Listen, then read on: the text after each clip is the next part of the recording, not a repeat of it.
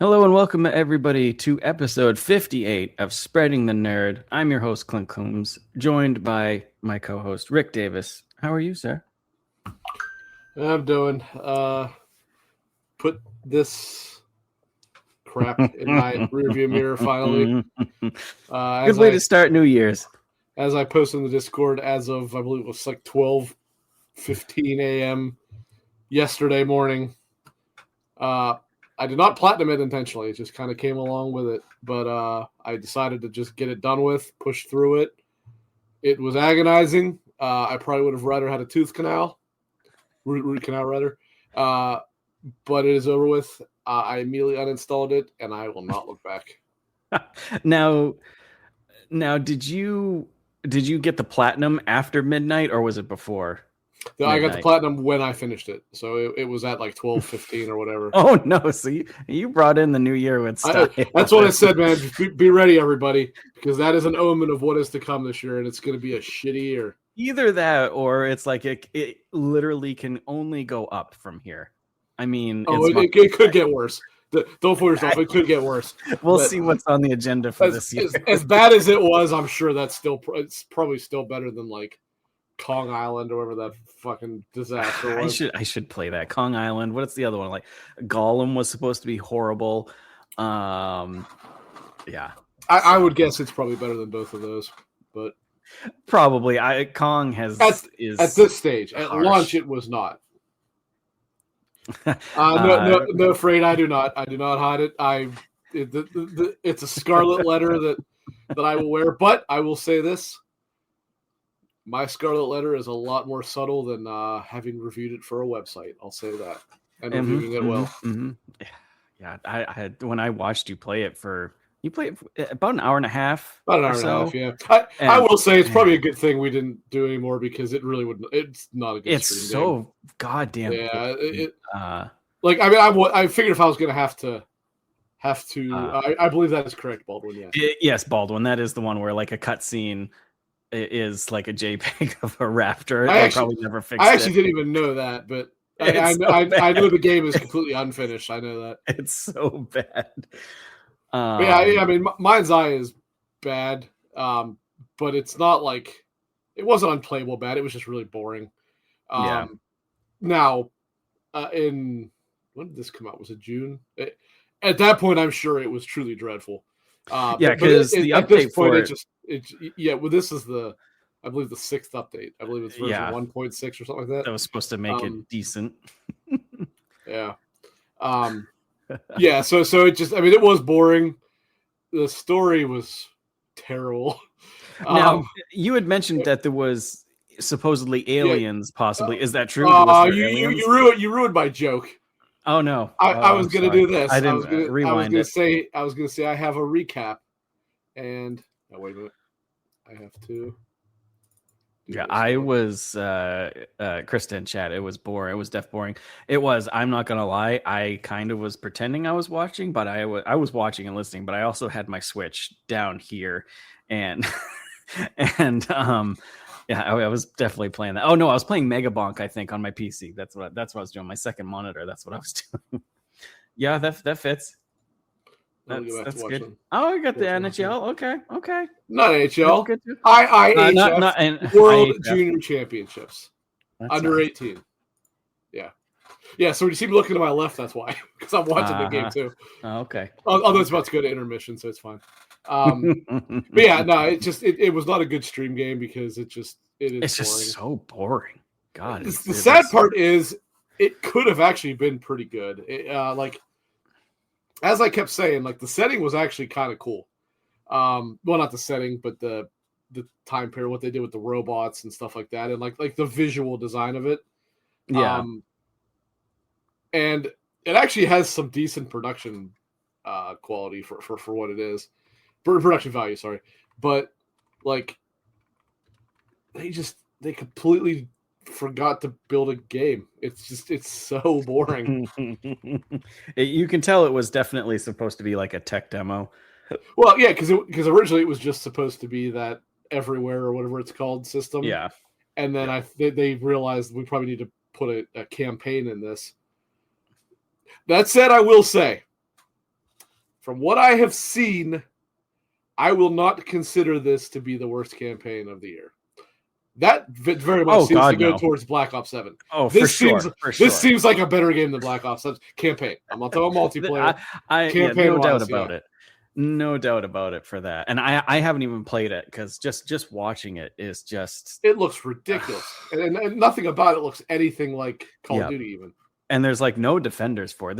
There's your few like diehards, but in the grand scheme, it is not. I can name a outlet that I use very loosely. Let's put it this way. Here's all it needs to be said. When Black Ops 7 came out in November, whenever it was, the trailer picked 3 positive reviews because they were the only positive reviews. Actually, one of them, I don't know if it was a positive review as much as they pulled a positive comment. That was from Forbes. I don't know what Forbes' review was, but Paul Tassi is also kind of a unreliable source. One of which was Digital Trends. We know that, or not Digital Trends. I'm sorry. The one that what's his name writes for. The other Digital is it Gaming Trends. I think that's it. I think it's Trends. Yeah, I believe it is. I thought Digital Trends was. There's 2 that have a very similar name. I thought Digital. It's not Digital Foundry because they. I know it's not that. It's the one that Dave from XEP writes for. Gaming Trend. Gaming Trend. That's it. There it is. Digital Trend is the big one. That's why I was like, wait. Freight to the rescue. Yes, thank you, Freight. I always get the 2 names mixed up because Dave likes it, but again, he's in the minority. And the only other one that gave it a really good review, I won't even mention their name because they're just absolute trash. You know who I'm referring to, but I won't even mention their name. I know. Because they might be the single least reliable reviewing outlet there is. But yeah, they basically handpicked those 3 places to make their like. You gotta come up with something. Yeah. But yeah, so without diatribe alone here, I will say from what I saw of Black Ops' campaign, this is a better campaign than that. Yeah. So besides, before I go into what I've been playing, besides Mind's Eye, now that that's finished, did you get to play anything too crazy over the holiday at all, or? Well, mostly what I've been playing was, I'm still playing a good bit of Stalker, of course. Been playing actually a little bit of Gran Turismo 7. I kind of wanted to jump back into that when the Power Pack or whatever it's called released, and I didn't really do so until the last maybe 2 weeks or so. But I am actually quite enjoying it. And then I got Blades of Fire. I told you I got that on the sale. I like that, but man, I'm at a part now that has soured my opinion of it. Let's put it this way. What it's fairly early to be fair, but what is one of the dirtiest words when it comes to a single player campaign? A blank mission. Oh, like a follow mission, like a. You used the wrong word, but you got the right idea. Escort mission. Yeah, yes. Yeah, escort. Thank you. Yeah, this is an escort mission, but in the worst imaginable way. Like you find this little kid that jumps on your back, and that's whatever it is, right? First of all, he's annoying as hell. He cries. If you get killed, because I told you this game has very light Souls elements. It's not a Souls-like at all, but it has light elements of it. So if you get killed, or actually, I'm sorry, if you get hit more than once or twice, he kind of falls off your back, which isn't a big deal. But while you're fighting things, these nannies, as it calls them, come and grab him and take him through these portals. And there was a point I was playing this game, I don't know, this was maybe Monday, maybe Sunday, maybe a little bit earlier than that. So the nanny took him away, right? Or I'm sorry, that's not what happened. I had teleported out, not realizing that it would cause him to get captured. And so to get him back, you find these tapestries hanging on the wall in X and Y locations, right? And you use them, and then his icon shows up on your compass or whatever for 2 minutes. Now, I did discover you can find him without that being active, but that is how you find where he is. And this area in the game is actually kind of confusing to find your way around. I actually thought that I got hard locked. I thought I got to a point Jesus. where he was taken to an area I couldn't get to. I did some Google searching and I found a Reddit post where somebody had the same issue, and somebody's like, "Yeah, you're not going to believe this. The anvils are like your respawn points, right?" He's like, "Go to the such and such anvil, go down the stairs from there. Hidden behind the stack of books is a hidden destructible wall that you go through. That's how you progress." Oh, Now, Jesus. I wonder if, had I not lost this kid and got to that point, would your sidekick have said something? But it's like, look, I'm all in favor of like hidden walls for secrets like that, not for story progression. No. I was like, what is the hell? But anyway, but at least I'm past that point. I'm not past the escort mission, but I at least know I'm not soft locked. I am still stuck at that though, because it is obnoxious. That does suck. And it's kind of a shame because the game does actually do some pretty cool things. Like I like the way the combat works. And I actually really like the way that like weapon maintenance and crafting works. Because like just not to get overly into it, but so let's say you basically have 3 attack types, at least that I'm aware of. Your bladed weapons are gonna have 2. You're gonna have piercing and you're gonna have slashing, right? And then you have blunt. You have blunt if you have like a hammer or whatever. When it comes to slashing and piercing, they have to have actual armor penetration amounts, and depending, it's hard to describe. You'd have to, like, when you play it, you see all these numbers, and at first it's confusing because you understand what you're looking at. What I like about this, so as I mentioned, like the weapon condition is a major element, right? Now, when you're using a blunt weapon, so the hammer or whatever, there's only one number you're worried about, and it's basically its life, if you will, right? However, when you're using bladed weaponry, you actually have to watch. So let's say a sword, for example, right? You have piercing with the tip and slashing with the blade. You actually have to watch how dull those different parts get. So you actually are watching its overall health plus the condition of those. When those get low, first of all, when they get low enough, they won't be able to penetrate the armor rating or whatever of an enemy. Now you can do a quick like whetstone, if you will. However, you don't want to overdo that because every time you do it, it does take a fair bit of chunk of health off of the weapon. And I know, weapon degradation is a pretty unliked thing in most cases, and I would agree in most cases. However, here so obviously the other main example of this is Zelda Breath of the Wild and Tears of the Kingdom, where it's outright obnoxious because you have weapons that will break awful in like 2 or 3 hits, right? Yeah, it's terrible. It's never that bad here. Plus, unlike Zelda, which, I mean, to be fair, Zelda is built around the idea of not ruining your weaponry, but this game is built around the idea of crafting weapons and maintaining them and stuff like that. So it works a little bit better than that. Now, don't get me wrong. I'm not saying this game is anywhere near the quality of either one of those. I don't even like Breath of the Wild. Breath of the Wild is a much, much more quality game than this. But I do like how much they kind of thought through weapon maintenance in this game. I think it's actually pretty neat. And then when you're crafting them, it's actually, I had to look up a video because I did not understand how the actual like smithing worked, like the hammering part of it. Because I don't know if you played the demo, but it doesn't explain it very well in the game at all. However, it is an important part of it because the better you do at it, the more repairs you will get of the weapon. Okay. So when you're like I said, your weapon will have a certain amount of health points, if you will, right? And that's decided based on what kind of ingots and wood and stuff like that you use when you're crafting it. It's actually a very good system. Like heavier metals will do more damage and maybe make it more durable, but it'll lower your max stamina. It'll make it that it's heavier. It'll make it that it's slower, stuff like that. So there's a lot that goes into this. And but then when you get to the like I said, the smithing where you're hammering it, the better you do at it, you'll get what's called like repair points. Like you fill up these stars, and every star is one time you can repair it. So then when you're actually using the weaponry, every time you attack something or are an idiot and miss and hit the wall or whatever, you'll actually lower the weapon's HP again, if you will, as well as, like I said, the piercing ability and stuff like that. when it gets below 100, and the lower it goes from there, the weapon can theoretically break at any point while you're using it. Now, breaking it does not like Zelda, it doesn't go out of your inventory, but it makes it that you can't do anything with it until you repair it. So having these repair stars does matter. And what's cool about this is it does make it that you don't go like, oh, cool, I made an awesome weapon, I'm going to use nothing but this for a while, because you don't want to do that.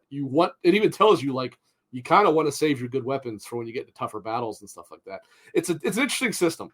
The controls are a little weird, but I actually like them because you use the face buttons for attacking, but you use them like triangle attacks high, square. This is I'll be playing on PlayStation, so I'm using PlayStation things. But square would attack from the left, circle from the right, and X attacks to the bottom. Now, obviously, if you're thrusting with like a piercing weapon, it attacks that way. Whereas if it's like a swing, it swings from that direction.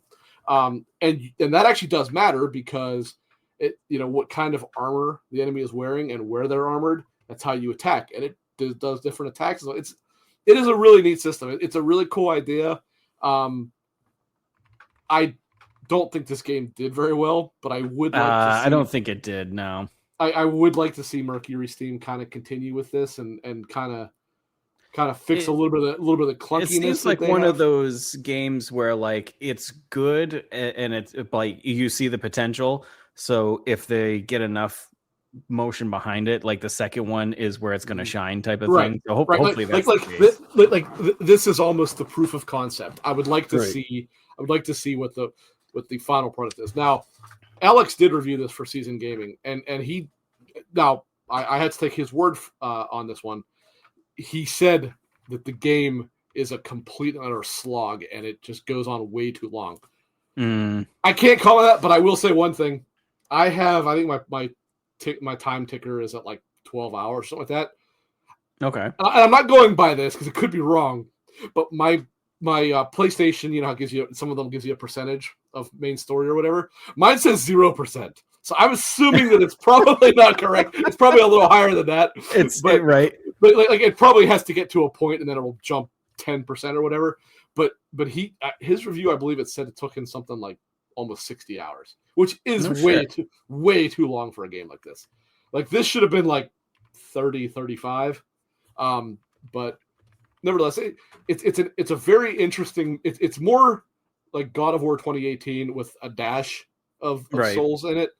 Okay. But it does have a lot of like really unique and interesting ideas that I would like to see them come to fruition type of deal. Yeah, that's cool. That's cool. Nice. Anything else before I go on? A little bit I've been playing a little bit of Ghost of Tsushima. Or I'm not Tsushima. I'm sorry, Yote. But not really anything to say there that has already been said. But that is a good game. I'm liking it more and more the more I play. I need to get back now. I was going to start it up again yesterday, but I didn't. I started Yakuza because I am. I think I'm going to. That's one of the games I've been playing. I just grabbed Director's Cut 0, and I think I'm going to play through the series this year. I think that's one of my goals, one of my gaming goals this year, because I've played it is it is so I don't know, maybe because I've played like 0, 1, and 2 a few times. I've only played like 4, 5, and 6 like one time. And I don't really remember. What about 3? You completely skipped over 3 there. Well, 3, yes, I have 3. I think I've played once, and that was like the reason I was like, you know what, I'm going to start because the 3 Kiwami is coming out. I want to try that. I think I'm not probably going to get both of them or all 3 done by February 16th, I believe. 16th, 18th, yeah, something like that. Which probably isn't going to happen, but. We'll see. Real quick, I saw Silkenit's comment. I just wanted to say that it's not exactly that, but it kind of reminds me of that. There was that JRPG made where you actually are the store clerk. I'm sure Silkenit knows what I'm talking about. I think I know the one where you send your the one you're saying too. Shop something, I think, is the name of it. Yeah, you go to the dungeon during the night and you sell the wares during the day. I think. Yeah, but I do agree actually. Like, well, I can't say I fully agree, but I like the general idea of being able to be like a it would be a cool. blacksmith and something like that. Yeah, like I know in Kingdom Come you can blacksmith and you can just sell your shit, but it would be cool to have like your own like little blacksmithing store and stuff, and see like customers like that's it. Moonlighter, that's it. Soaking it. Thank you. Oh, okay. Yeah, Moonlighter is great. I don't know why that didn't come. Sorry, actually, I see Freight said it right before. I didn't even notice that, Freight. Let's see. What else did I? So I've been trying to get through the Yakuza series. I played a shit ton of Arc Raiders in one stretch because the new season came out, or the new expedition, and the expedition gives you like 60 days, which is honestly plenty of time to get it done. And I got it done in like 4 days. I was hitting it hard. I think I even messaged you. I was like, dude, I have a problem. Like I will you did keep telling myself, I'm like, play something else. I'll go and I'll sit on my couch. I'll turn a game on for like 20 minutes. I'll come back on here and I'll start playing Arc Raiders. And I'm like, I have to stop. Like, this is getting ridiculous. But that's done. So I feel better, or not as like I need to play this, even though I'm still playing it just because I find it fun, even though I have nothing really to do other than level up. But we've been playing some Battlefield 6. I posted that terrible video of somehow I survived in our Discord. And by the way, if you're watching or new here, our Discord is in the description if you want to join. But the video was awful. I should have been dead to rights at the very start when the guy was shooting me. And I ended up killing the guy and taking out a tank. I don't know. Yeah, I'm starting to think that perhaps somehow I was fighting against you and we just didn't realize it was me. Because that has to be what it looks like from the other perspective when I'm trying to fight somebody. Oh man, it was crazy. Silkenet says having fun playing. I was about to say, I think Silkenet's projecting a little bit here. It's not. It's totally. Like, I am having an absolute blast with Ark. Like, it brings me back to. I'm just so happy playing this game. I'm just so excited to play it. But there's so many other games like I need to finish. I need to play. Like you got me Stalker for Christmas, and I have played that. That's another one I've been playing. I got past the first initial town. I did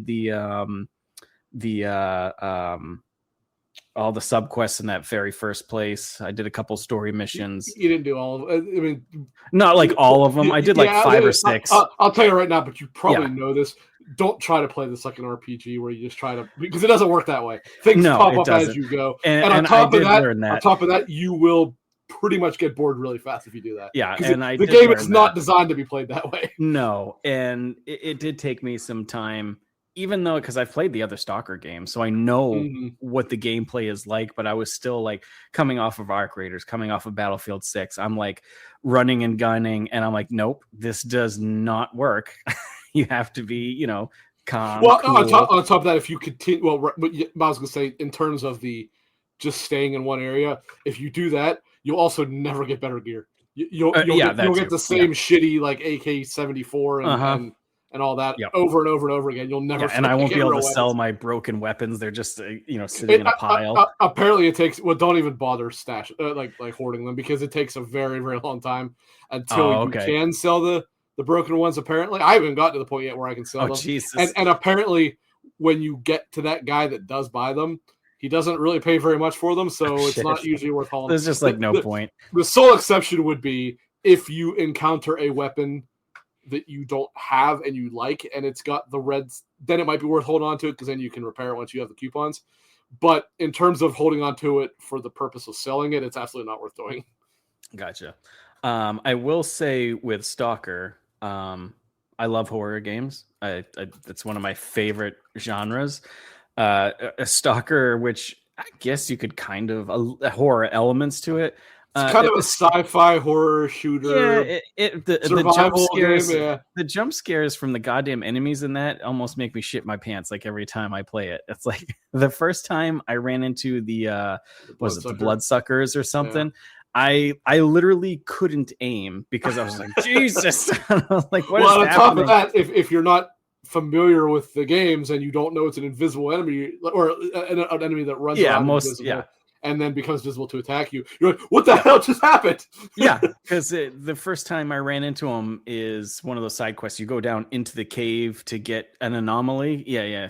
To get a no. What you encountered there was a poltergeist. The bloodsucker you encounter when you get the artifact. The artifact. That's what I was thinking of. The artifact. And you go down the cave and you can hear it, but you don't really see it until it's like right in your face. And you move so fast. I'm like, it killed me twice before I actually did it. I do like how it doesn't hold your hand difficulty wise. I mean, I'm playing on veteran because I restarted it so many damn times. I'm used to the beginning.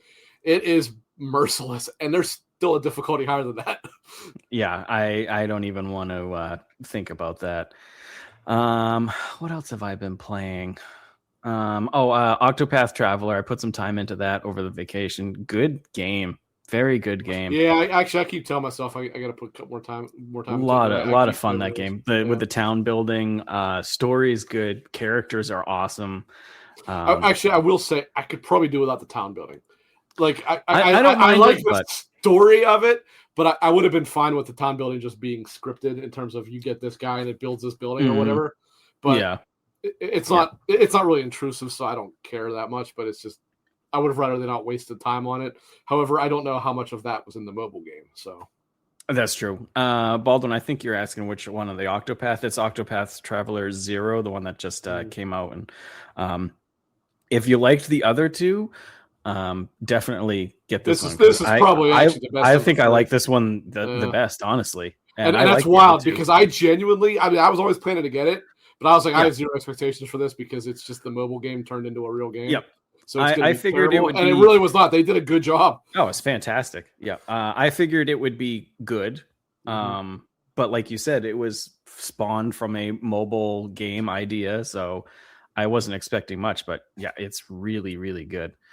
And you don't need to play the first two. There are connections evidently, but you don't have to play them. Yeah, it's not like a this is a prequel, but I don't think it's a prequel in terms of setting things up. I just think I think you encounter party members from the first two games in this game. I think is what happens. Yeah, and it's not like like a Mass Effect thing or something that it's going to matter. It's like, if you skip the first one, you're kind of definitely screwing yourself. Right. Yeah, it's very much a self-contained story. It just happens to be in it's the world of the other. It might not even be the other ones. It might just be the first one. I'm not sure. I don't know if the second one's in a different world or not. I can't remember off the top of my head. But it's very good. I love the 2D HD stuff. I love that, and it's really on point here. What else did I play? I think that's pretty much all I played over the break. Was that I think that's it. I didn't even really pick up.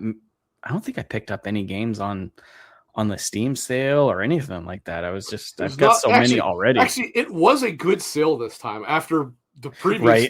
The summer one was terrible. This sale was actually good. There's good deals on there, but there was just nothing I wanted to buy, so I didn't buy anything. Yeah, and of course, half my fault too is I buy things when they come out half the time, and I just don't have time, and that's one of my. It's going to try it, and I think I do this every year for a New Year's game resolution or whatever. Is try and finish games. I did a little bit better last year. I finished more than I usually do, but I need to do more this year. So I wouldn't say I did better last year, but I would say I did better the last month. Because I did finish a handful of games in the last month. And you got a platinum. That's good for you. You'll never live it down. Yeah. Never live it down. So that's pretty much all I've been playing. As we were talking before the show, there's not much game news to really talk about because it's always quiet. That's what's right after the holiday. Yeah. Everybody's on vacation. The one thing I did find funny when I saw it today was that that IGN article. I posted it in our Discord. Oh yeah, the physical copies of largely forgotten Star Wars racing game. Actually, I don't think it was largely forgotten. I guess maybe it was. Are selling for hundreds on eBay following reports that the title allows you to jailbreak the PS5. Like, of all things that are able to jailbreak the PS5, a Star Wars racer from the PS2. Like, what? Not only that, a limited run games version of it at that. Because it's only the physical. It's only the physical. The digital version doesn't work. No, yeah, you have to have why the it's so physical, expensive. Yeah. So it's specifically this limited run games version of it. Yeah, I was wondering why, because I follow Wario on Threads, which is an absolute mistake because I spend way too much money since I followed him, and he had posted on there that like it was a big deal that Star Wars Revenge VGB had copies of it, and I was like, okay. And then I saw this article, and I was like, oh, I was like, that makes sense. Yeah, so they were priced originally on December 31st between $80 to $166, and then once people found out what was going on, they jumped to $300 to $400. Well, on top of that, something like 3 weeks ago, they were like $15. Yeah. So I guess these random video games are like stocks, penny stocks. Like, ooh, maybe this one will go skyrocket. How much you want to bet Nvidia has a hand in the in the classic games market? On purpose, or Asus, because they're another one now. Classic video games and friggin' AI RAM prices and all that shit. Jesus. It looks like limited I guess run. in completely unrelated, but on this topic news, I don't know if I'm gonna be getting a computer now, because the one it's insane. Well, the one that I was gonna get, they haven't had. I have seen the one other one in Ohio has it, but it's also not as cheap as it was, which is it's the same one I showed you my dad got. Yeah. Ryzen 9 9900 X3D or whatever the thing is, and a 5080, and I think 64 gig of RAM. It's a $3,200 computer, but they were selling it for $2,600. Now they're selling it for $3,000. So they're still on sale, but not as much as it was. I wouldn't be surprised if in another month it's fucking $4,000. I won't buy it for that. I saw, and it was 48 gigs of RAM, and I was like, 48, that whatever. And it was Corsair, 48 gigs of RAM, and it was on sale for like $279. And I was like, oh, that's a pretty good price. But I was thinking back in the day, like what, 10, 15 years ago, RAM was cheap, man. That is a good price, because 64 gig of RAM can be $1,000 now. It's insane. Yeah. Yeah. So I was like, that's a pretty good price. So I'm sure people jumped on that. But I did see, because they were saying that GPUs were going to skyrocket, supposedly, which some did on January 1st already. There was I think it was Asus actually, a 5070 going for like $1,000, like MSRP, and I'm like, what? I don't know if Asus even had branded video cards. I was like, you have got to be shitting me. Yeah, I mean, I saw that they said they're increasing the price of the allies and everything. Yeah, I did see the ally increase. Those were what they specifically called out they were increasing. Freight says, I had a 64 gig of RAM saved in my card a year ago for $240. It doesn't even show a price anymore. There's probably two more zeros after that now.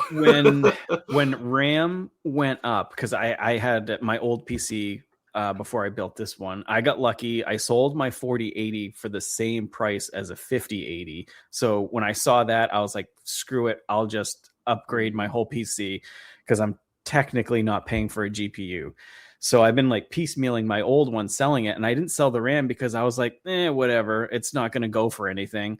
And so that RAM in there, it's 64 gigs, but it's DDR4. I can't remember the speed of it. Well, that might have lowered the price, because they're on like DDR9. Well, the thing is like, I saw RAM prices skyrocket. So the RAM was 5 years old basically at this point, and I sold it for, I think it was like $360. And I was like, I feel awful doing this, considering but I was like, that was probably $100 worth of RAM. I did. I'm pretty sure I spent like 120 on it, maybe. It's like, I feel really bad. RAM used to be the cheap improvement to a computer. Always. Yeah. It was the cheap improvement you could make that made a big difference. Yeah. Like I said, like 10, 15 years ago, you could get 32 gigs of RAM for like $100 cheaper on sale, $75. The good old days. Like, Jesus. So yeah, I'm glad I built my new PC. at the beginning of last year because I don't know. I don't know how that's gonna we'll happen. see. I mean, I would still like to get a new one, but it's going to come down to will they have it available at the right price in a month and a half? And my guess is they will not. So the only thing is like you said, because I agree, Silken. I agree. I can't do this show anymore. Is it really? I mean, I guess it is scalping. I mean, at least I'm not like purchasing something that's in heavy. I mean, it is in demand, but like a new console and then jacking the price. You didn't buy it with the purpose of reselling it. That's the difference. No, when I initially was piecemealing it, I was literally going to throw it away. You got somebody on your side. You got somebody on your side now. Right. Me and Silken versus you and Freight, I guess. I'm a very smart investor. I knew RAM was going to skyrocket. Follow my stock deals. I follow Nancy Pelosi. Do you have an OpenAI insider from it? Yeah. I just asked Gemini on my phone what's going up next. I literally was going to throw it out because RAM doesn't usually hold value. It's usually worthless after 2 years. And ape strong. I held on to it, and So I actually saw my dad's computer. Would have been Christmas Day. Oh, nice. I had him show me Cyberpunk, and I was like, "Yeah, that was a mistake. I should not have. I should not because it looks so good and it runs so smooth. Yeah. And this was even watching him play it when he's not really much of a shooter guy, right? And he just seeing it, he uses a trackball, which I used to use. Oh my god! I used to use one, but then it got to the point like you remember the old Logitech one that it had the ones with all the dots so that it could yes. Yep. So for those who don't know what a trackball is, for all the kids out there, this is a mouse, right? I'm trying to get it show. This is a mouse. A trackball is this, except instead of the thing on the bottom, it has a ball that you move with your thumb. Yep. My dad always used them when I was a kid, and so I kind of got used to using them too. But then they really went out of style. Because bear in mind, like mice back then, they were complete pieces of shit. Right. This is when you would still use the ball. So actually, a trackball was better. But then when they switched to the laser things, obviously mice got way more precise. I did not even know he was using a trackball again, and I was like, "Yeah, I don't think I could do that anymore." Like, and I mean, I could probably actually use it because I was able to use a trackball, but I was like, "Yeah, I got used to a mouse with way more precision than that. That's also wireless." I was like, "So no, I could not use this thing." I remember I had one on my old PC. All the time, Freight. What Freight says here, remember having to pull them out and clean the rollers? No lie. To me, that was like pimple popping or whatever, like the poppers that love seeing you like doing it? Oh, God, I hate it. Yeah, I was like, oh, man, look at all this gunk. I'm going to get a Q-tip. I'm going to get it all clean. Oh, yeah, I loved it.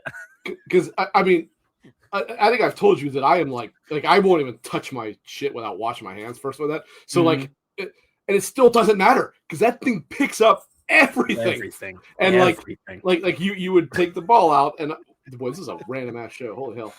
You would take the ball out, and was it 2 wheels or was it 3? I forget exactly how it measured it. It depended. It used to be just 2, but there was 3s every now and then. And like they would just have rings of gunk, and it's like God, that is. Well, it's not that's not gross because it's not like you're touching it, but.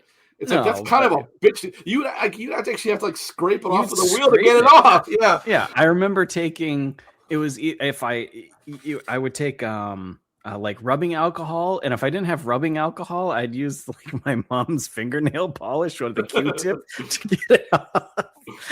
You were probably eating your mouse alive by doing that. Probably. But you said the tracking ball. I had one. It was almost the size of my goddamn hand, and there was a giant red ball where your thumb was. That was what I had. It was a red ball, but it terrible. But it had black dots because actually that's the one. It was a Logitech. Yes, actually I used that for years. Because the original trackball was just like an inverted mouse, basically. However, that constantly got gunked up with the wheels. So before they started having laser mice. They did that, which was those black dots were what the laser inside the trackball would pick up. So it did get gunked up occasionally, but it wasn't nearly as bad. That's not exactly it, but it's very, very close. It's close, but the one I had was white, and the Yes, ball was yes. higher up too. Yes, But correct. that's pretty much Yeah. it, and Yeah, it yeah. wasn't So terrible. for those who don't know, that is a trackball. Yeah. I will say one thing though. That was the best way to play the golf games. When it would be Oh, the really?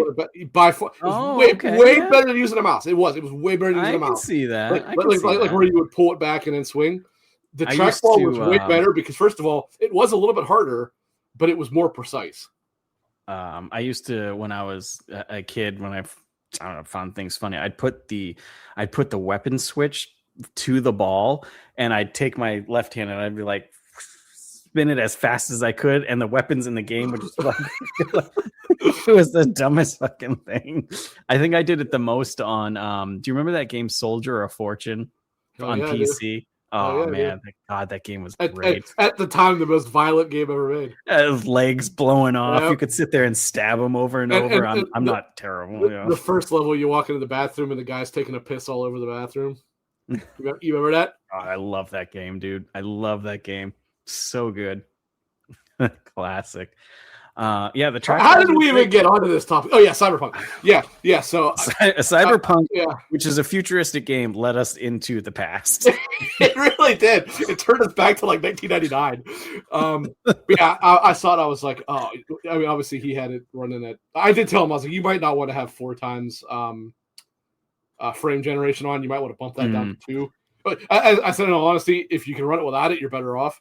But if you need it, because a 5080, I'm sure that can probably run it just fine without. I think when I run it on my 5080, I think I run it on 2 with everything maxed at 4K, and I can get like 90 frames. Is that also with DL? Not with or whatever it is. Yes. Okay. Yeah. The only thing I don't. So where it's running the native resolution, it's not upscaling. Yes. No, it's running the native. Okay. The only thing I don't have turned on is it's what's the extra ray tracing? It's ray tracing and something else. Ray reconstruction. You should have that on. Yeah, you should always have ray reconstruction. Ray reconstruction actually was added maybe about a year ago, and actually, 30 series, I think that's it. But man, 30 series cards can do it. No, ray reconstruction doesn't hit much at all. Oh, there's something else then that they have. Are you thinking of path tracing? That's it, path. Oh yeah. Well, path tracing is like that will just destroy it. Yeah. Even on 4 times, it's like. Yeah, ray reconstruction you should have on because all it does. I do have that. Yes, it's path ray tracing. It cleans up your ray tracing. Yeah, path tracing is like ultra super ray tracing, basically. Yeah, path tracing is for you want to take screenshots, and that's it. he was running it with path tracing on. He had it maxed. Do it. I think with path tracing, I was getting like 40 to 50 frames at 4K native. Which honestly is great. Also, again, he had 4 times frame generation on too, so yeah. Maybe it looks a little better. That's it. I didn't control it, but I did tell him obviously the issue with that high of rate of frame generation is that you get serious input lag. But presumably, I don't know if he did, but either way, I was like, man. It's gorgeous. It's absolutely gorgeous. I really want to play Cyberpunk like this. I really do. It's that one and honestly, Avatar on PC jacked all the way up is I'm able to run Avatar fairly close. I have to cap it at high. And actually, what's interesting is on Avatar, because I played it recently. My CPU is not the issue on Avatar. It actually is the GPU. Like really? my CPU, because I don't know why this was. When I started it up recently, it didn't have like I usually use Steam's frame rate counter. Yeah. This gave me what I assume must be Ubisoft's internal one. So it had the CPU and GPU breakdown. It eventually went away. I didn't turn it on. I don't know where it came from, but I actually was able to see the CPU percentage and the GPU percentage. And the GPU was at like 95% most of the time, where CPU capped at like 35. So I'm like, okay, obviously this is not a CPU heavy game. Yeah. But it is a GPU heavy one. So I was like, yeah, this is a case where if I just upgraded the GPU, I'd be fine. But Cyberpunk, for example, I need a better CPU. You need both. You need both on that one because that world is so with Yeah, everything it's going on. calculating all the people and stuff like that. So, Yep. Yeah. I mean, speaking of Avatar, we might as well just what, get into it. It's good. what a segue. So we are going to talk about Avatar. We'll try and keep it a little bit spoiler free for the No, start. yeah, I was gonna say we'll start with but it just will- general. But for anybody who wants to see the movie and has not yet, at one point we will probably be going into heavy spoilers. Yeah. We will tell you, but at that point you might want to tune out until you've Yeah. watched the movie. So I just recently watched the first one a couple days ago too. So I and Way of Water. So I'm definitely, everything's fresh from all three. Same for me, because actually I watched Way of Water with Nicole a couple days before we went to see. Nice. Fire and Ash. And I watched like the final like 1/3 of the first movie with her, and I had seen the first like 2/3 or so not long ago, so it's all pretty fresh for me as well. Now, before we get into it, isn't that like the first time Nicole watched it, right? It is. Or now, did she like it? Or technically, she had seen some of the first one before, but had never seen the second. She really did not care for the first movie. She didn't much like the second one either, but she did like it a little better because it's just so much more of a just beautiful spectacle with the water effects and stuff. Yeah. Yeah, then we'll get into Fire and Ash, obviously, whenever we get to that point. But yes, she wasn't really big into them. Okay, but at least she watched them, gave them a try. That's good. She did. Yeah, she did.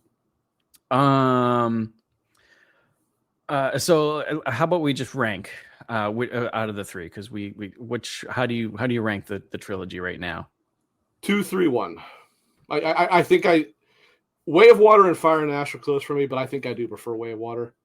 More than anything, because Fire and Ash almost feels like it's part 2 of the second movie, which isn't a bad thing, but it didn't have like the incredible like wow factor that Way of Water did.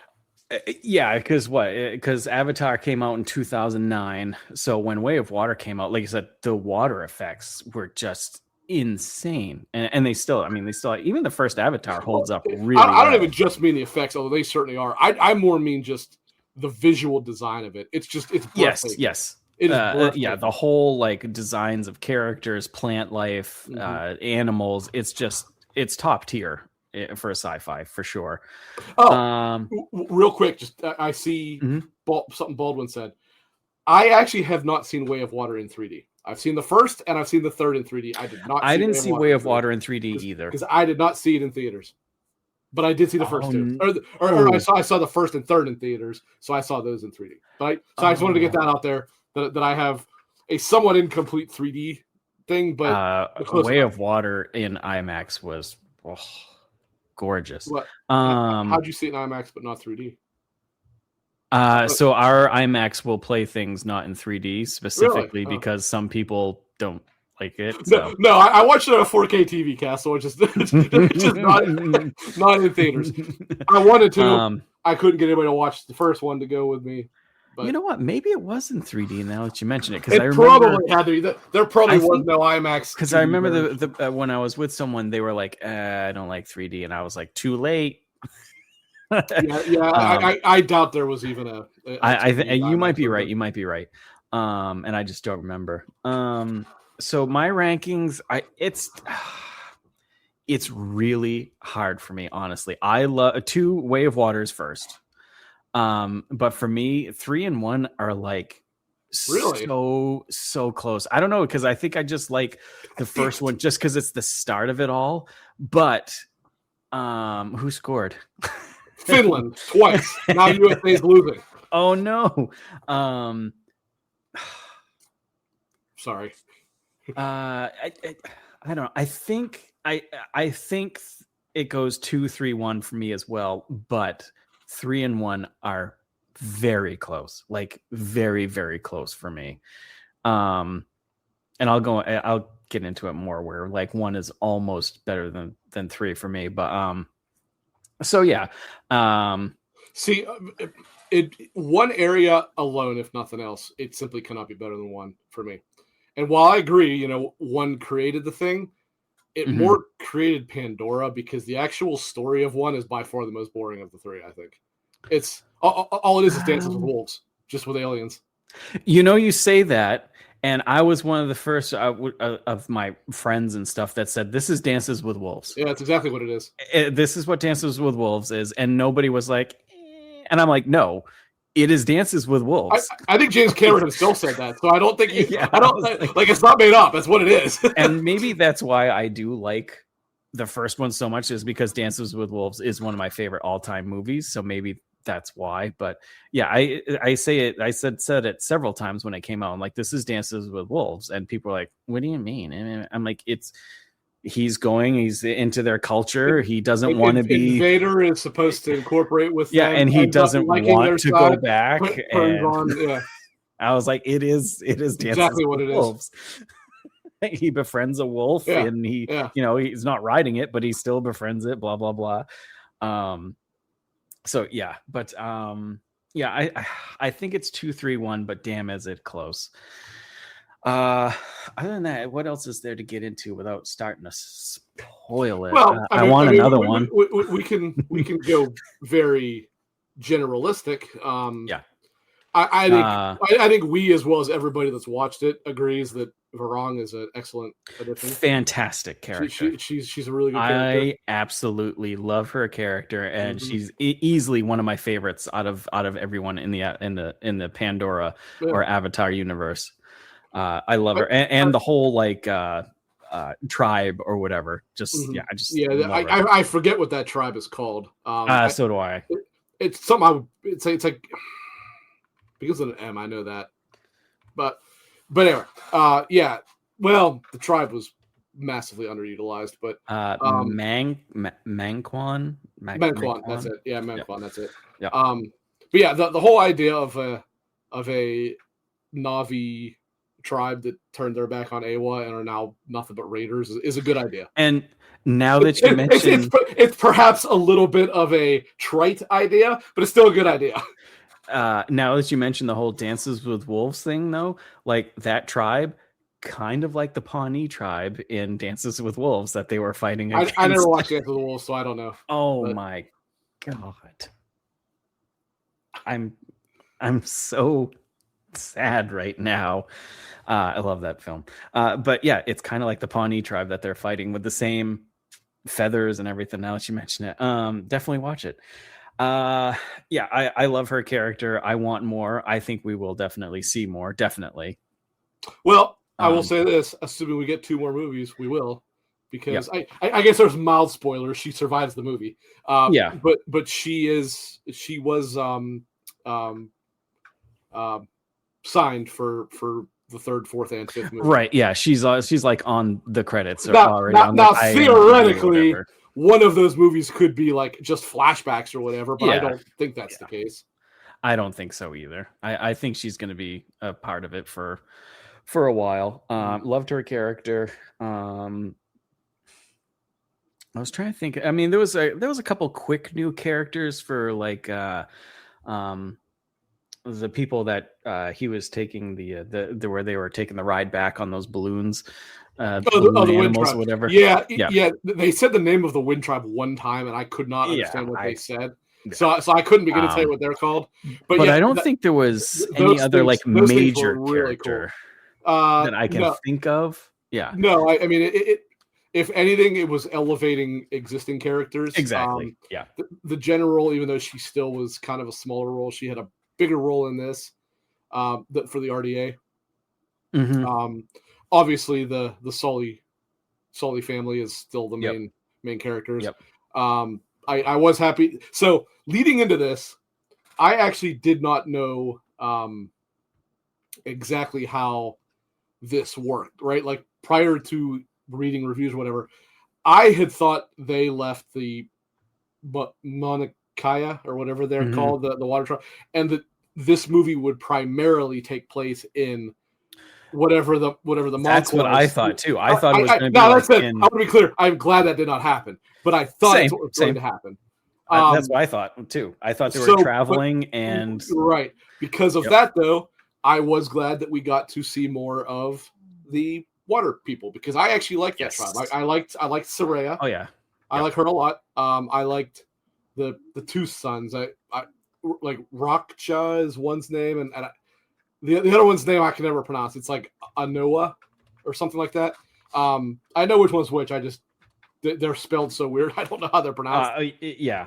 And we got to see a little bit more of Renal, the Sahar, or whatever they're called for their tribe, Kate Winslet, and I always forget his name, Tonamoa or whatever. Because that guy is fucking awesome. He just looks so goddamn cool. He just looks so cool. But yeah, I was glad we got to see more of them. Yeah. One thing I will say that surprised me, I forget his name. It's not Wainwright, but the squad mate that's with Quaritch in the beginning. I thought that guy died. I thought he was the first one to get killed in Way of Water. I thought he died too. So when he came on there, I was like, okay, yeah, but evidently not. Evidently not. I had thought he was the first one to get killed.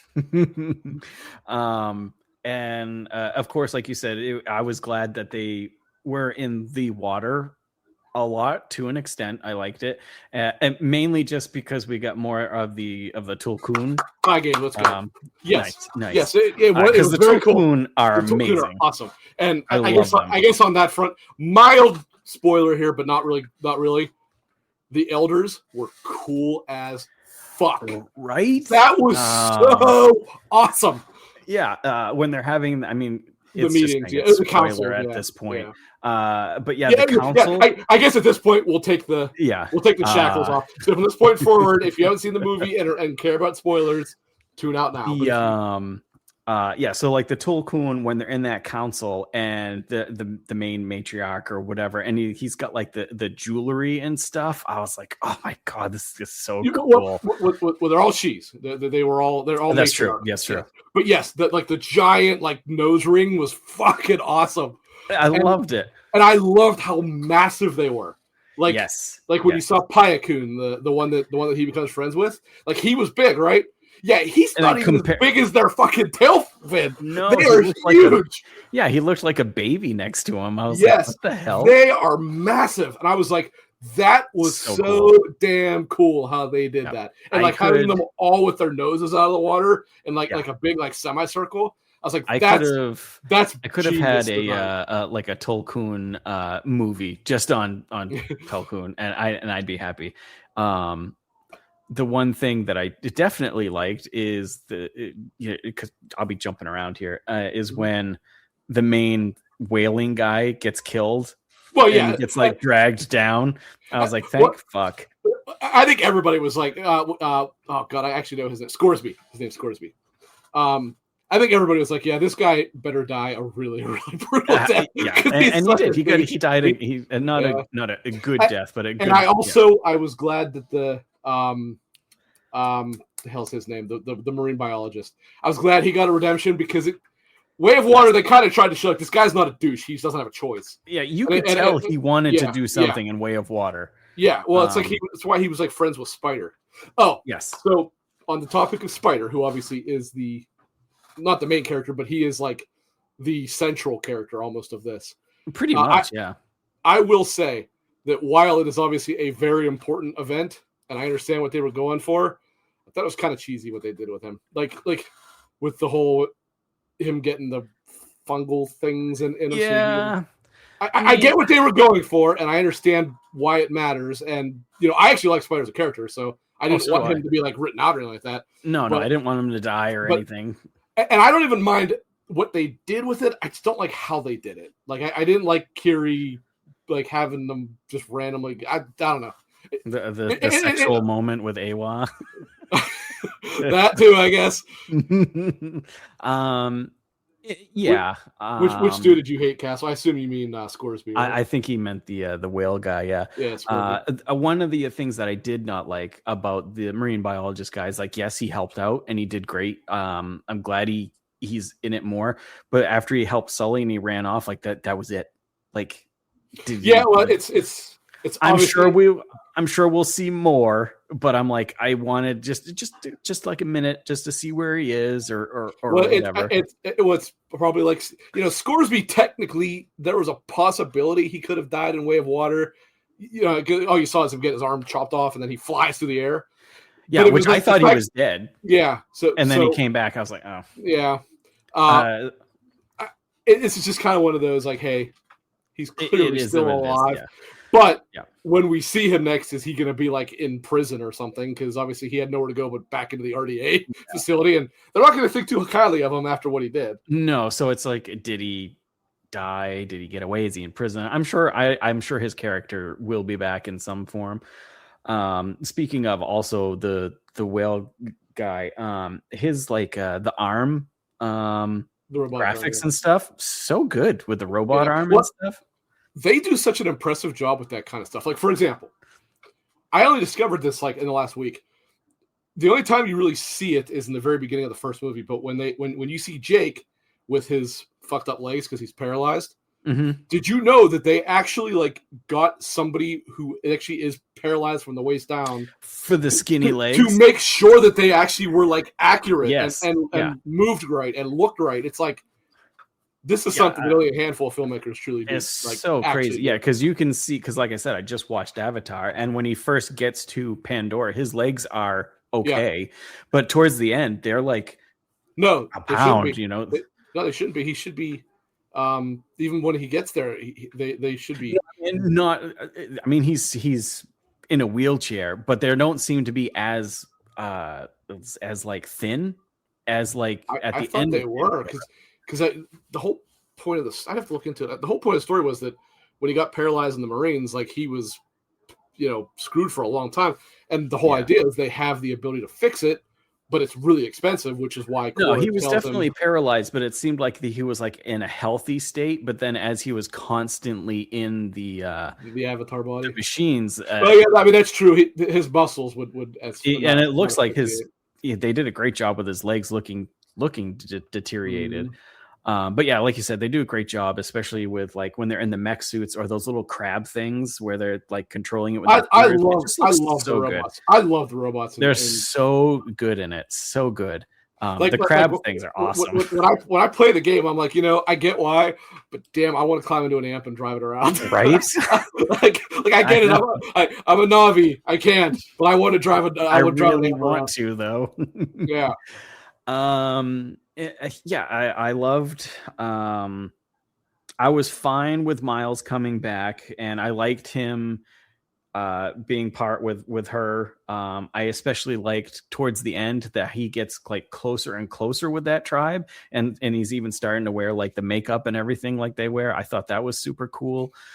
The movie on a whole, I really enjoyed, but as I told you, I felt some of those scenes were super like recycled. Well, very much so. The final battle was just the final battle of Way of Water, but dialed up. And while I loved it, I was like thinking, okay. Before we get into that, though, there is specifically an area where you and I very much disagree on this movie. Oh, is it Neytiri? It is about Neytiri, yes. Where you think that her disliking of Spider... She was just over the top. She was an asshole. I'm not arguing about that at all. I'm saying you think that it was kind of out of nowhere and forced, whereas I do not, because I think it was pretty clearly established in the second movie that she does not like him just because he's a human. And like if you watch it again, it's like that much though. Well, it's because she didn't. In the second one, it's because she didn't encounter him all that much in the second. That's true. That's true. But if you remember, even in the beginning of that movie, when again we're still talking Way of Water, when Jake is giving his like narration, he specifically says, "We see him as part of the family, but she never can because all she sees is a human." That's true. That's true. And that's true. I just felt it was like it's the same with Sully and his son, where he's like mean to him, and it's like, okay, chill. It's like chill. It's like Jesus, chill. Like, just because I like the characters, that's all. Yeah, he always was a complete dick to Loak. I don't know why. I mean, I get it. I kind of got it in this one where it's pretty clear he held some resentment for Loak. Even though Loak's decisions aren't really what led to Neatum. Neatum not getting completely. Killed. And it's just he wanted to rescue Spider, which there was a little. I can understand being a little. I knew I said his name wrong. I always get the two syllables backwards. It's Netaim. I always say Neatum. It's Netaim.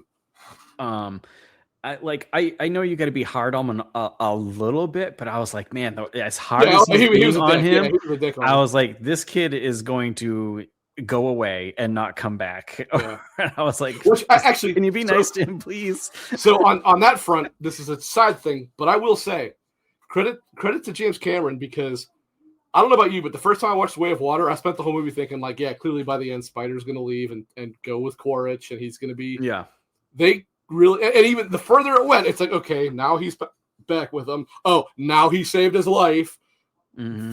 They repeatedly, and even in this one, they even make you think, oh, he's starting to warm up to him, and they. So I was like, okay, that's actually kind of cool. They actually play with what you expect to be the the trope.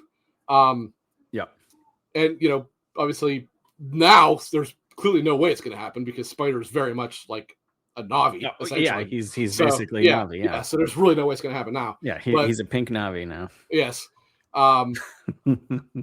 but yeah. So I know I kind of sidetracked you there. What we were just talking about, like, she was just like so like, I know she doesn't like him, and I get it, especially where she's from there. But the way they.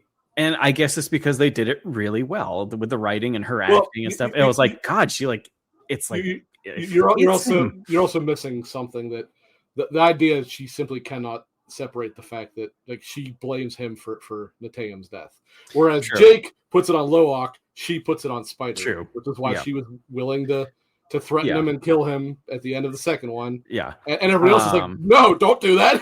He helped us. What are you doing? Yes. And as Castle said in chat, we needed won it over time. God damn it! What Castle said in the chat, but we needed that arc. We did. We definitely needed absolutely that. We did. And speaking of that arc, when of course they find out that Spider has the thingamajig, whatever it's called, and he can connect. Apparently is what it's called, but what's it called? A Q? A Q, like queuing up. I don't remember that being pronounced like that by Normio. I thought he said something different. But when Sully is like, okay, like we have to kill Spider, and even Neytiri's like, so it was the switch. The guy who loved him like a son saw no way out, whereas the one who hated him was like, no, we can't do this. This is wrong. When he brought Spider into the woods and he's getting ready to stab him, and like Spider's like, I love you, Dad, or something like that. I'm like, oh God, like don't do this. Yeah, like I told you, I don't usually get like too choked up. I genuinely was getting like sad at that point. I know. I was like, oh, because I'm like, there's no way they're gonna kill him. And even when he slashed down, I'm like, clearly he missed him. But actually, what I thought was going to happen is I was like, this is going to be the inciting event where Spider now goes to Quaritch because he no longer feels safe. But But then Spider turned it around and he's like, I understand. I love you. And I'm like, oh my God. Like, don't do this, Sully. Yeah. So we definitely needed that arc. They did do it well. Mm-hmm. My main gripe with the movie is there was some recycled things. Yes. And the only thing that is easily the number one criticism you can level. And the only reason I criticize it is because the next one that comes out, of course, Miles jumps or he falls off, but he's clearly not dead because they would show him dying. Right. Well, and also I mentioned her being signed for he's also signed for he's signed for all 5 movies. So I think if he comes back, to me, he cannot come back as like a bad person because it felt like he was kind of making his way to a decent person. I think he still will be, but I don't think he's going to be necessarily allied with the RDA because the RDA did kind of fuck him. I think he's going to be kind of like the enemy of my enemy is my friend type of deal, which is fine. I think it's more of a three-way battle now. I think now it's going to be just straight up wanting revenge. Yeah, and I think that'll be okay, but I can't have him with the RDA going after Sully. I can't like. No, I think he has to mix it up. He has to mix it up. I think the RDA pissed him off when the general tried to ground him permanently. Yes, and I think him going against it anyway probably completely burned him with them now. So I think you have the RDA. I think you have the Amonakaya, the whatever they're called, the Water Tribe, whatever else they choose to introduce, the Navi, right? But then I think you also have a third faction now of the the Monkwai, or whatever they're Yeah. called, as a totally like separate. Like, yeah, and I can see that. And that's where fine I for think me. they're going.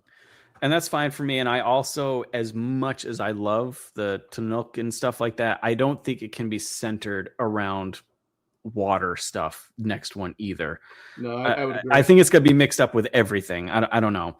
Yeah, and it's possible you could be looking at like a large scale like Pandora.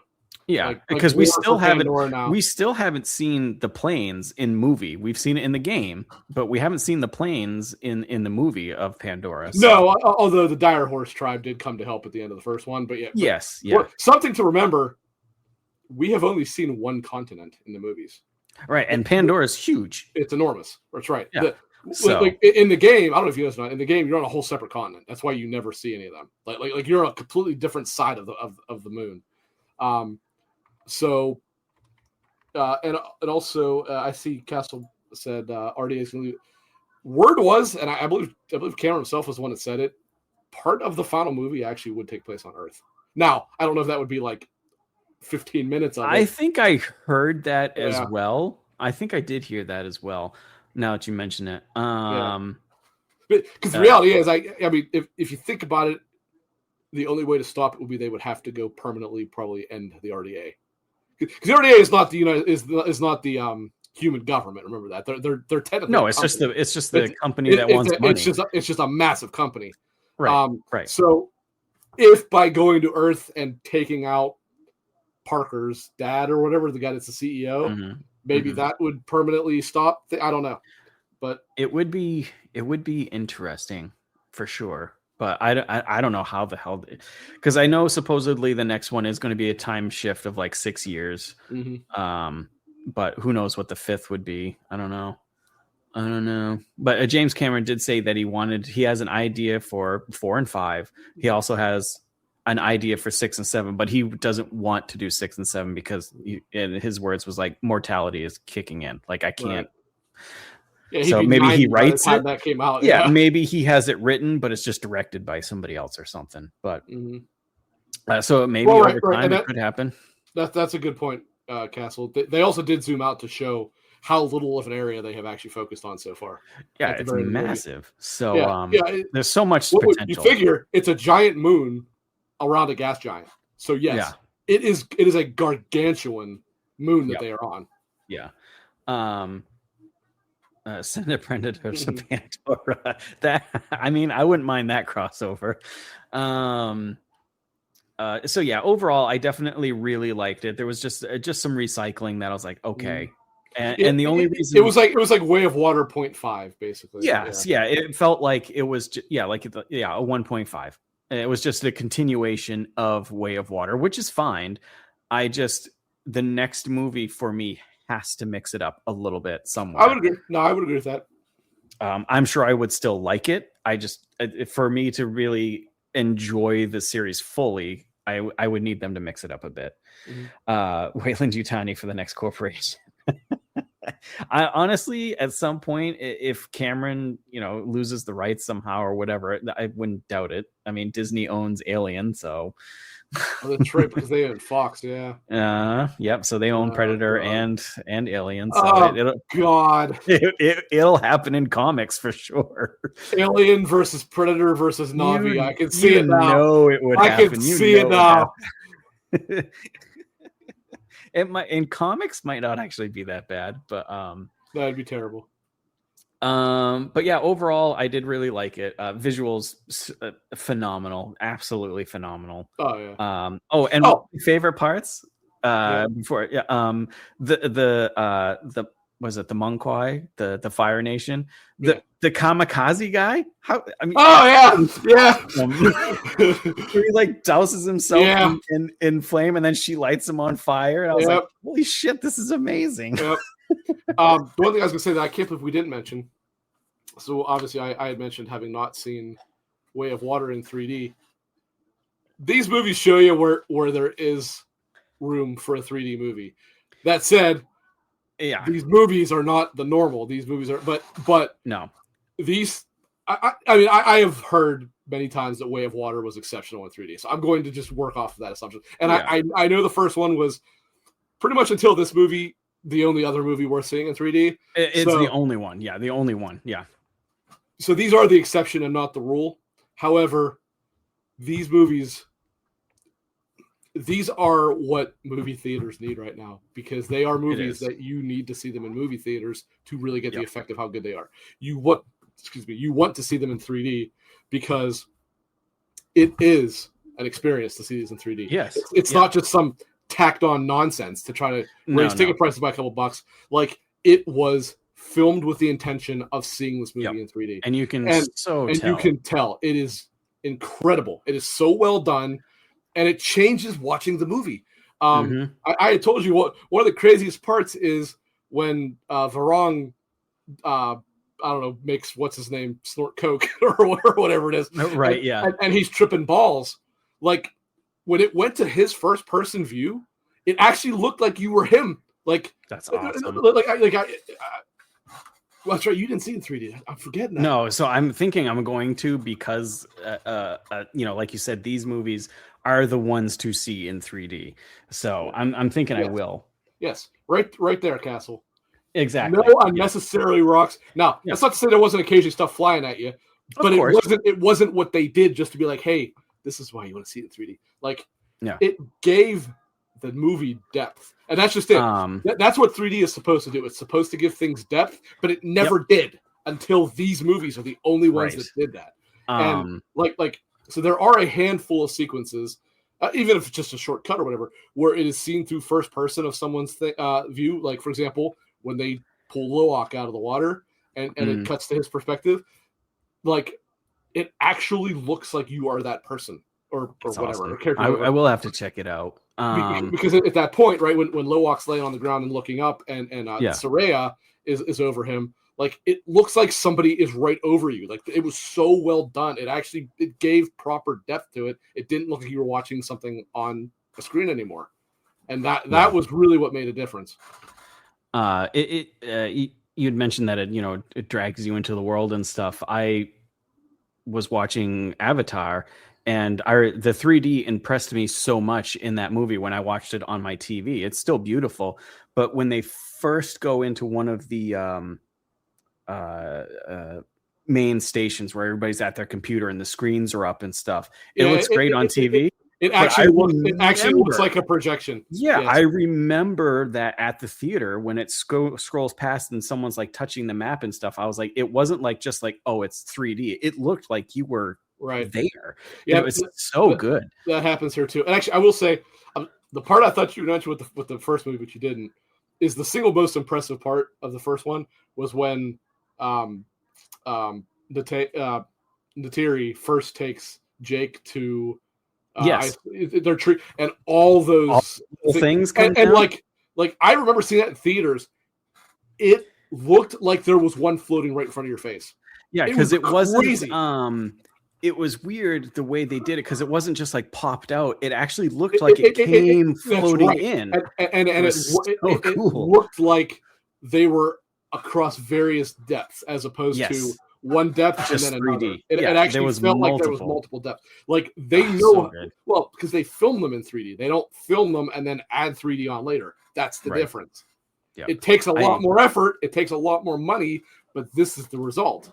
Yeah, I mean, the movie came out in 2009, and I still remember parts of it because of the 3D.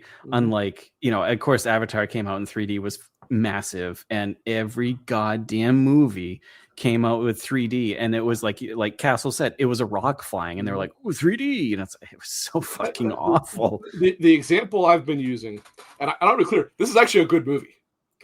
Men in Black 3 is the perfect example of what movie theaters tried to force. I assume you've seen Men in Black 3, right? Yeah. It's been a bit, but I have, yeah. So when Nicole and I went to see it years ago, whenever it was in theaters, the only viewing that was available was a 3D viewing. So that's what we went to see. And so on one side you have Avatar, right, which actually does this to make you feel like you are in this location. Right. On the other side you have Men in Black 3 or every other movie where in Men in Black 3, when he jumps off the skyscraper in the beginning of the movie in order to do the time jump, you remember the part when he drops the thing and has to capture it with his feet? Yes. That was done 100% as the rocks in your face scene. That was done to make it because that's what they do. and it was like that was so not even needed at all. I remember I think it was called Immortals. It was like a Greek mythology movie. Yeah. And whenever they would like swing a hammer back or a sword, they would like intentionally hold it there for a second because it was coming out of the screen at you. And I'm like, this fucking sucks. Yeah. Like, I don't know. This isn't doing it for me. Yep. I hate it. And then if you watch it again, not in 3D or whatever, and you're watching it on, it looks terrible. Yeah. On a flat screen, it looks awful. Well, I mean, next time you watch Men in Black 3, pay attention to that, and you'll go like, why is that even a thing? It's because of the 3D. That's why. It's exactly what it is, Castlebot. It's a gimmick. Yep. And I do like that movie Immortals. So when I watched it again, it doesn't mean the movie's bad. It just means it's like I was just like, and they hold the sword back for like a second longer than they should, and it's like, oh my god, it just doesn't work. But yeah, Avatar. I do want to see Fire and Ash in 3D. Especially you have to. Well, I think IMAX is the only 3D way to. I believe you can see it in 3D, but it's not. IMAX is. That movie's meant to be seen in IMAX. I did see it in ScreenX. I did Castle. He did not. No, I was so upset. It's because it's only an IMAX. It's IMAX. It's IMAX only. Because when I saw it on ScreenX. I know I said this to you. I don't remember if I said it in the Discord. I think you said it in Discord. Did I?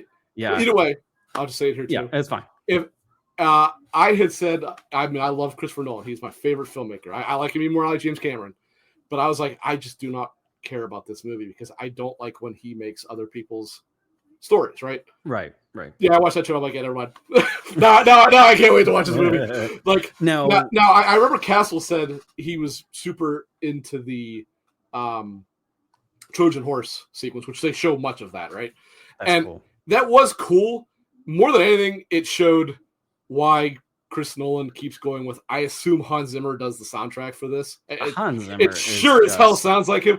And like, you just hear the music just thumping in your ear the whole, and it's ramping up as things go along. What really excited me about the trailer was after that sequence when it just showed a couple of snippets, and I'm like, oh yeah, now here's all the Greek mythology stuff, all the Cyclops and all that, and I'm like, now I do believe I don't care about the historical accuracy because it's not fucking real. It's not real, right? But I do think the Batman mask looks really fucking stupid. However, that does not ruin the movie for me, like it does some people, evidently. No. But yeah, I am very, very much. I'm 100% going to see it in IMAX. 100%. When I went and saw Avatar: Fire and Ash, and I went and saw it in ScreenX, and I went in, I was like, I don't think I'm going to see the Odyssey trailer, and that sucks. So, and we saw the regular trailer that was like I put in Discord, just the regular one. And then we saw the Thor Avengers one. I would be so jacked to get that trailer instead of the fucking Odyssey one. The Odyssey one was like 7 minutes long. That's what I heard. I heard it was like 6 minutes or something. Yeah. So I was sad that I didn't see it, but ScreenX was super, super cool with Fire and Ash. It wasn't 3D, cool. But it was cool where it wraps around. It's basically a 180-degree vision of it. So that was cool. It feels like you're in the movie, but not 3D. Sound is really good. So that was cool, but I do want to see it in 3D. Yeah, hopefully you do need to, because honestly, like that really is the problem. Now, I mean, that said, I've never seen Way of Water that way. And having seen this, I'm like, man, I really do wish I'd have seen Way of Water in 3D because I'll bet it was something special. And Alex actually told me that it very much was. I'm like, yeah, I have no doubt. I'm almost positive that, like 5-10 years when it's like the 10-year mark of it, we'll get it back in IMAX order. Because I think Avatar came in like 10 years after, I think, back in IMAX, I think. I think when the second one was coming out, it came out again, yeah. So, but yeah, still very happy with the franchise itself. I love it. Obviously healthy. It's and the aggressive hatred it gets. You guys can all just shut the hell up. If you don't like it, that's fine. Don't watch it. Fine. Quit trying to tell everybody else why they shouldn't like it. It's fine. I told you somebody had said They said that it was Avatar was bare bones. It's the same story, blah blah blah. And I'm like, every trilogy is like the same story. Star Wars is the same story.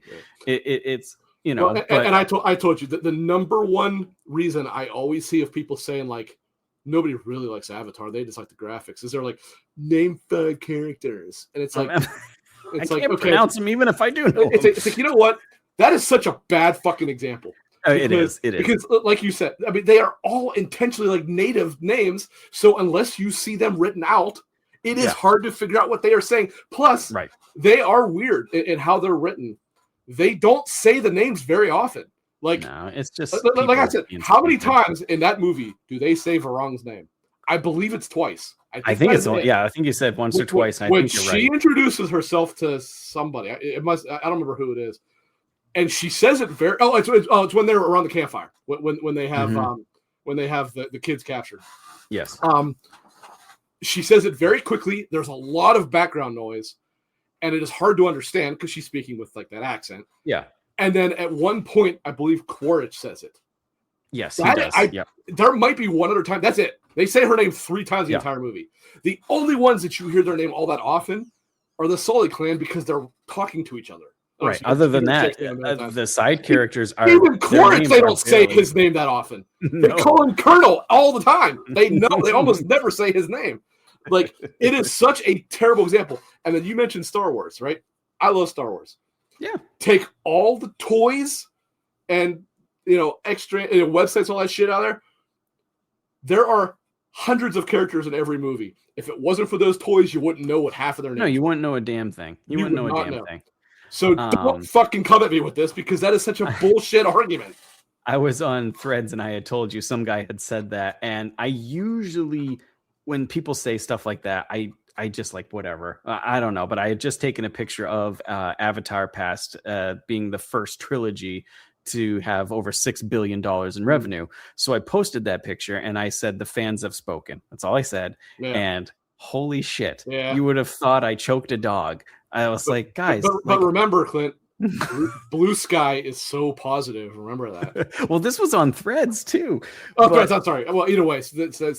Either way. Yeah. But it's just like, and I had told you, I was like, why are people like? People were mad at me. There is some weird like virulent hate for that series. I understand if you don't like it. Like that's perfectly fine. I don't understand why other people liking it makes other people so mad. No, and just like to go out of your way, and it's not just Avatar. It's anything. Like, why go out of your way to like hate on something? If you don't like it, fine, move on to something you like. Like, don't sit there and like say how much you hate something and then attack people because they like it. Like, okay, I don't like FIFA. I don't attack people about it. Like, Jesus.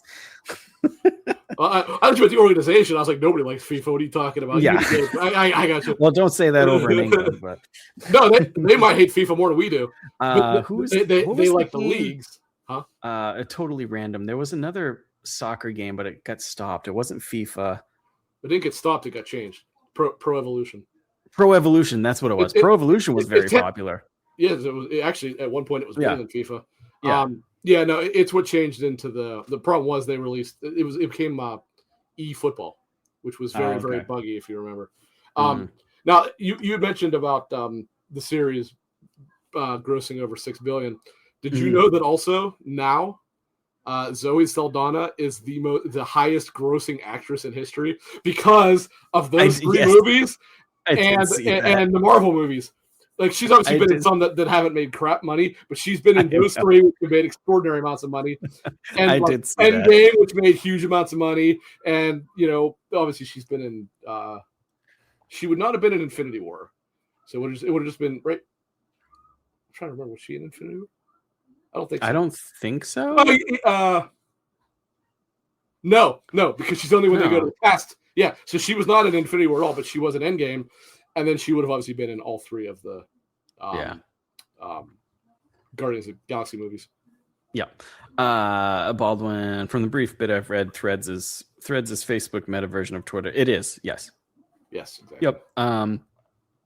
And you can definitely get on the wrong side of any social media, but it's some people just man, just get so mad over some. And I also just randomly throwing it out there. I was on TikTok and somebody said, post your hot take. And I said, Breath of the Wild is overrated. And oh boy, it's the truth, but people don't want to hear it. That's right. I knew as I was typing, I was like, this is going to be bad press right here. But yeah, the Zelda fanboys, they come out of the woodwork the second you say something about Breath of the Wild. Good God.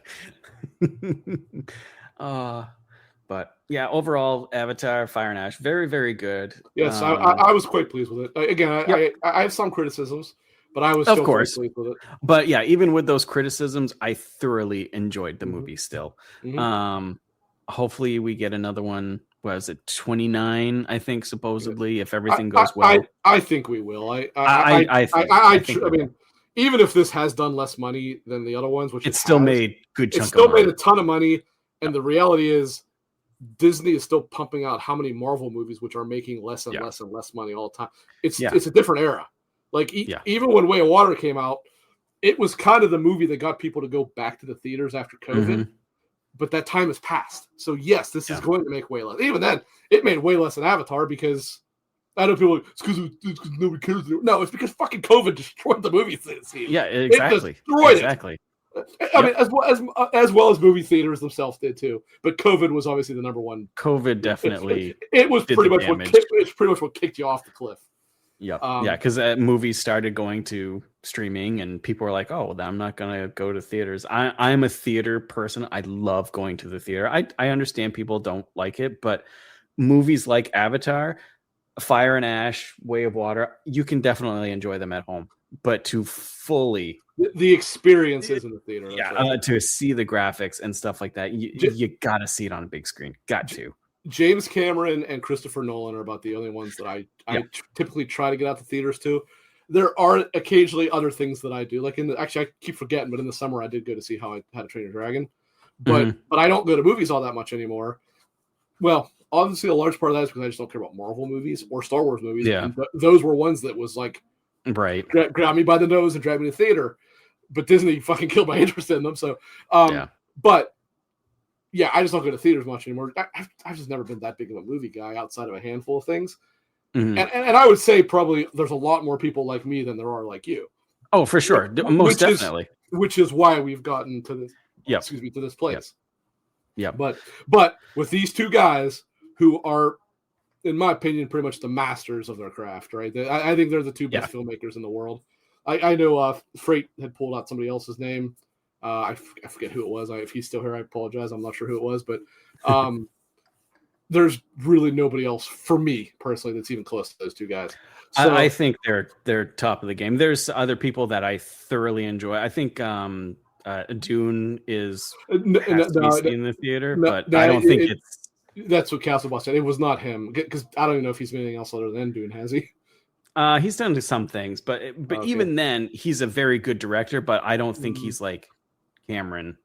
And he's not event release like Cameron. Right. Speaking of Dune, I am so goddamn excited for Dune 3. I am so pissed off that it is launching the same day as fucking the new Avengers movie next year or this year. Why would you do that?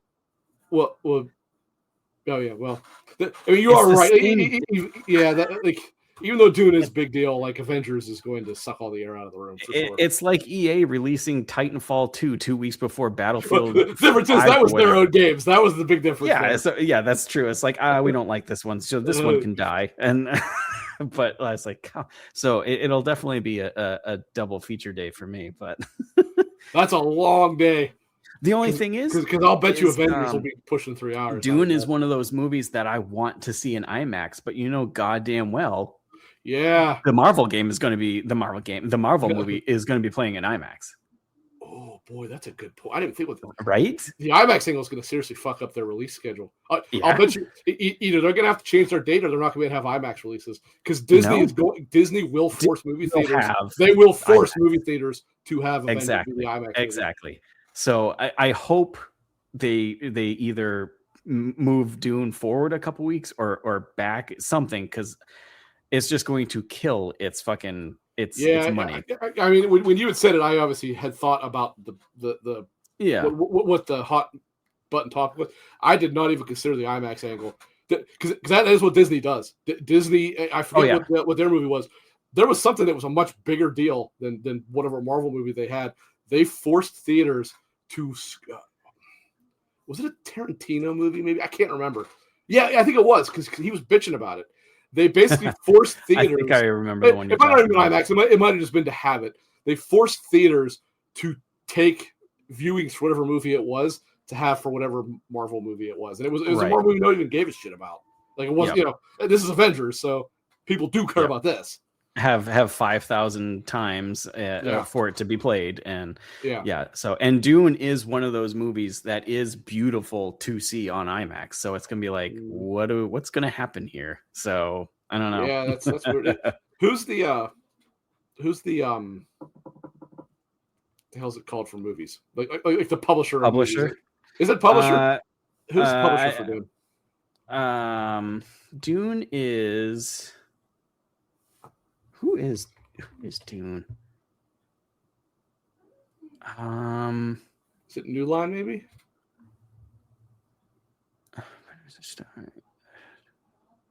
Who is? Warner Brothers. Oh, that's a Warner movie. Yeah, it is. Yep. Don't Disney own them now? No, Netflix too. Netflix. So, but I don't think the Netflix deal isn't going into effect until a few years. But either way, Dune will only be in the theater for fucking 17 days. Thanks, Disney. Yeah. Or not Disney, Netflix. Castle said, either way, I mean that's bad planning by Warner. Like Castle said, the colors, the music, and stuff. It is so good on an IMAX. It is an event type movie for me. So yeah, I know nothing about Dune, and I'm not so sure I'm ready to change that. So I've still not watched it. I know everybody loves it. I know they're fantastic. I don't know anything about it except they have a thing in their nose, and it's Zendaya and Timothy. I think Chalamet. The first one you would be skeptical because it is a little slow because it sets up the second one. The second one is fucking god tier sci-fi to me.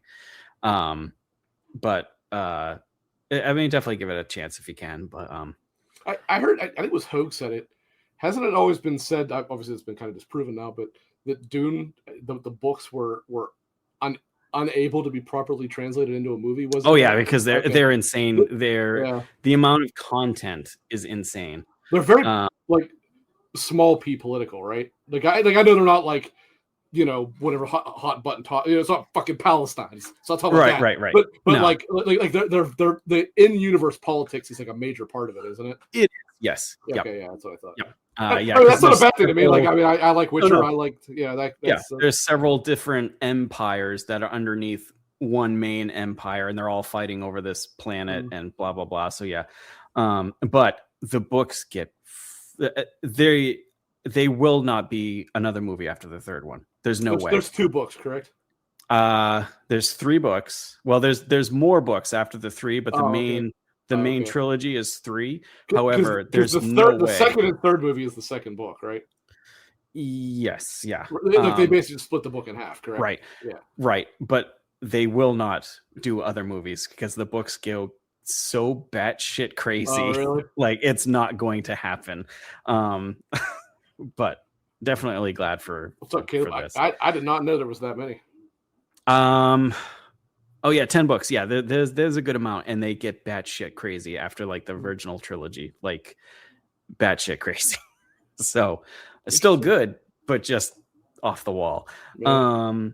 Yeah. So I will be very upset if Dune 3 is not in IMAX because of fucking Avengers. I will be very upset. Do they film them on IMAX? Do you know? They usually do. So if they did, it'd be, at that point, you're just stupid if you hold that date. Like you need to just move it then to make sure. Even if it wasn't filmed for IMAX, I think you're stupid anyways. Wait, is this real? So there's actually 26. Probably. Well, there is 0 chance of me ever getting into Dune. Then it looks like 23 novels, but there's definitely like short stories too. So yeah. My God, I had no idea it was that much. But the main piece of it is like the trilogy, and then there's a bunch of prequels, other ones that expand on the world. but the main trilogy. But they, like I said, they get batshit crazy. I bet it doesn't tell as good of a story as Mind's Eye, though. You're probably right. You're probably right.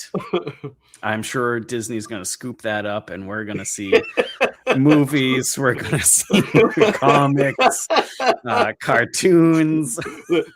You better buy contact lenses that make your eye look like the lens. God, Jesus. So actually, saying that, I got to tell you about this one part, right? So big surprise at one point, all the shit goes crazy, right?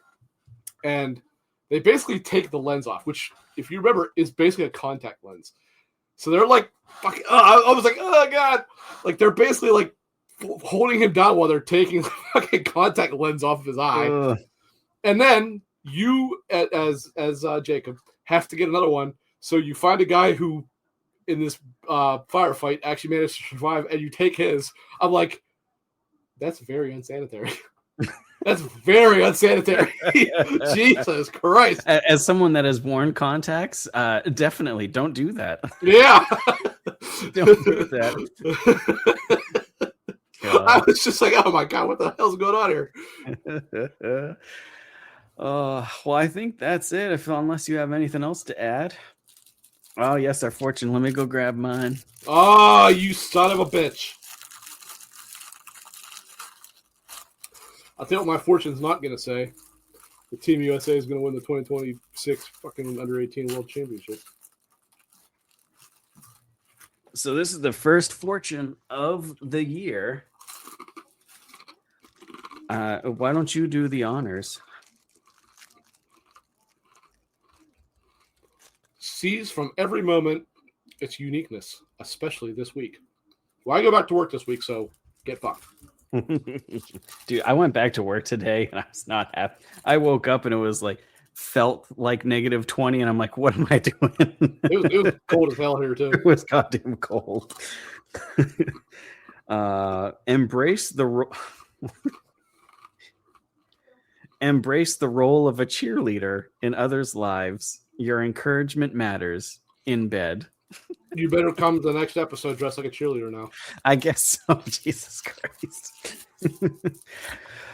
All right. Well, folks, that's the first episode of the year in the bag. We will be back. I'll be back. I don't think I got anything going on next week, so we should be good there. And so we should be good next week. We'll see you. I think I have an idea for something to do next week. It'll be a little bit. It'll be fine. I think that'll be easy to do. Just better be the cheerleader. I'm gonna have to change my name to Clint parentheses cheerleader biscuit or something. Get that lore going. So yeah, we'll do. I gotta think of maybe something a little to come up with next weekend, but we'll see. And so yeah, that's it, folks. Thank you very much for everyone joining us and talking with us in chat. That was awesome. Castle, Caleb, Baldwin, everybody else, Freight, everybody that popped in. Very cool. Krista, yeah, just had a bunch of people. So thank you very much. Good start to the new year. And as Castle said, spread that joy. I like that. We might have to steal that from him, maybe. But yeah, that's it for us, folks. Thank you very much, and we will see you next time.